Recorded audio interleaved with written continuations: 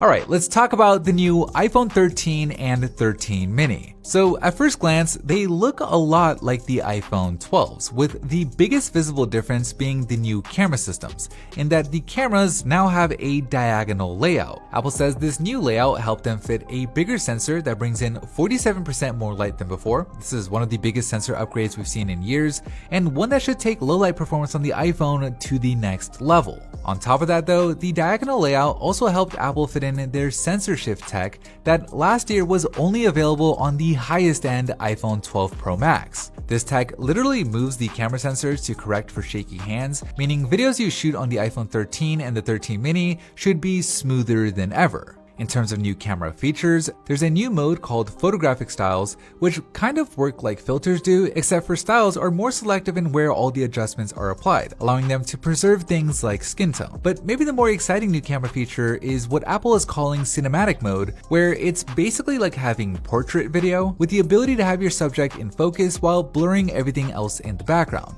Now, what's cool about it though is it has some smarts to it, so if your subject turns their gaze away, the focus can shift along with it, and it can even anticipate when a subject is about to enter the scene and automatically rack the focus when they do. Now, I don't know how well this will actually work in real life scenarios, but on the plus side, you can always edit the depth effects after the fact if you don't like them. But moving on from the cameras, let's talk about the new displays. So first thing worth mentioning is the notch finally sees a reduction in size, with it now 20% smaller than before, although it is a tad taller. More importantly though, the screen is now 28% brighter at up to 800 nits, meaning it should be much easier to see things on the screen when you're outdoors in indirect sunlight. Under the hood, you have the all-new Apple A15 Bionic chip, which Apple says has a 50% faster CPU than the leading competition. They're probably talking about the Snapdragon 888, and 30% faster graphics. Of course, we'll have to wait and see how it does in our speed test, since sometimes those specs aren't the ones that you appreciate in day-to-day use,